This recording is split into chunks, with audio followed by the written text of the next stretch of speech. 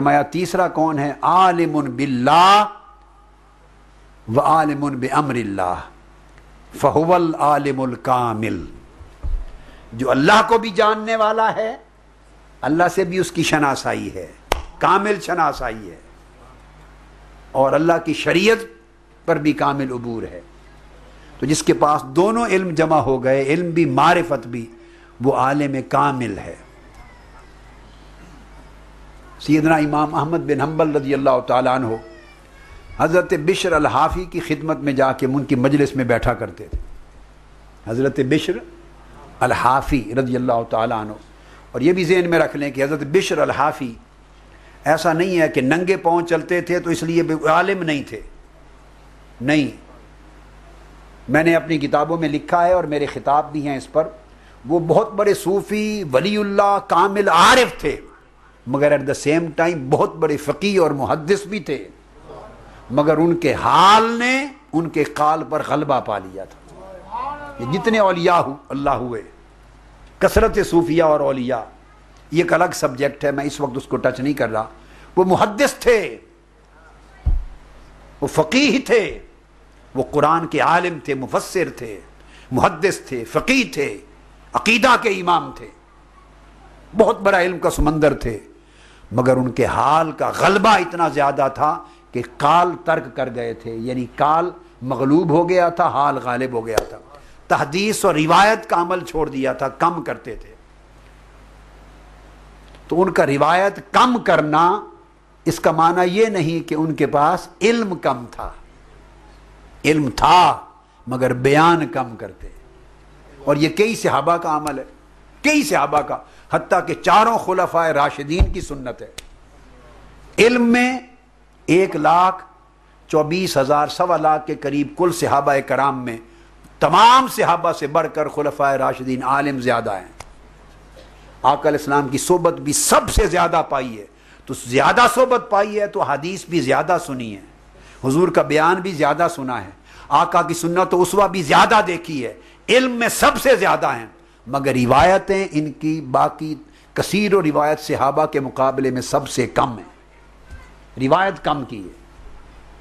दूसरे फ़राइज़ में मशगूल थे, बस इसी सुन्नत पे समझने अमल था कि हाल में रुश्द व हिदायत में मशगूल थे तो काल कम था।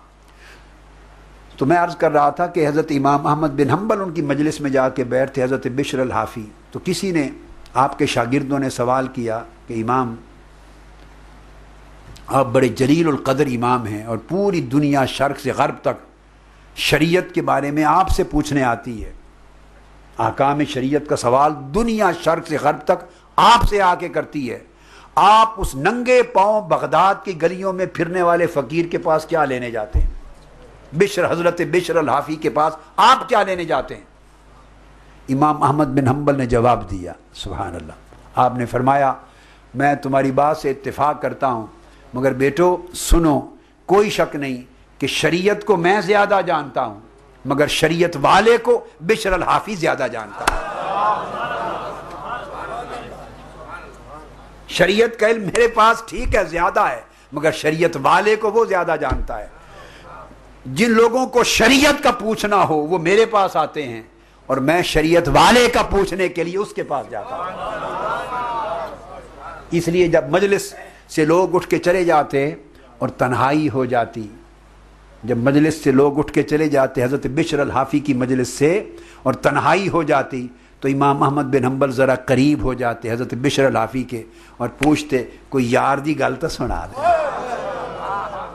कोई यार दी गल तो सुना। हाय हाय हाय हाय, वो हज़रत मियाँ मोहम्मद यार ने क्या खूब कहा था, ए मुल्ला नहीं कहीं कार दे, ए मुल्ला नहीं कहीं कार दे, शेवे न जानन यार दे, शेवे न जानन यार दे। तो इमाम अहमद बिन हम्बल पूछते, बिशराफी कोई यार की बात सुना दें, अल्लाह की कोई बात सुना दें, तो मैं अल्लाह का हाल पूछने बिशराफी के पास जाता। हजरत इमाम शाफी शर्क से गर्ब तक दुनिया तलब इल्म शरीयत के लिए उनके पास आती, मगर इमाम शाफी रज़ी अल्लाह ताला अन्हु यार की बात पूछने के लिए हजरत शैबान राई के पास जाते। और इमाम मोहम्मद बिन हम्बल यार की बात पूछने इमाम अबू हमजा बगदादी के पास जाते। शर्क से गर्ब तक पूरी दुनिया के उलमा और असातिज़ा शरीयत का इल्म जानने के लिए इमाम आजम सैयदना इमाम अबू हनीफा के पास आते रज़ी अल्लाह तआला अन्हु। मगर इमाम अबू हनीफा यार की बात पूछने के लिए बहलूल मजजूब के पास जाते, बहलूल मजनून के पास जाते, वो जो दरियाए दजला के किनारे घरौंदे बनाता और हर वक्त कब्रिस्तानों में लय लगा के अपने शेर पढ़ता नजर आता था, बहलूल दाना। तो इमाम आजम यार की बात पूछने उस आलिम बिल्ला के पास जाते, बहलूल दाना, जिसको बहलूल मजजूब और बहलूल मजनू कहते हैं, उनके शयूख में। सारी दुनिया और अहले मदीना शरीयत का इल्म लेने के लिए इमाम मालिक के पास जाते, और इमाम मालिक फरमाते हैं कि जब मेरे दिल पे तकद्दुर आता है और सारी कोशिशों के बावजूद दिल के तकद्दुर को दूर नहीं कर सकता, तो ये राज लेने के लिए हजरत मोहम्मद बिन मुनकदिर के पास जाते हैं। इमाम मालिक आलिम अहल मदीना, वो भी जाते। कोई इमाम ऐसा नहीं हुआ जो यार की बात पूछने के लिए यार वालों के पास न जाता।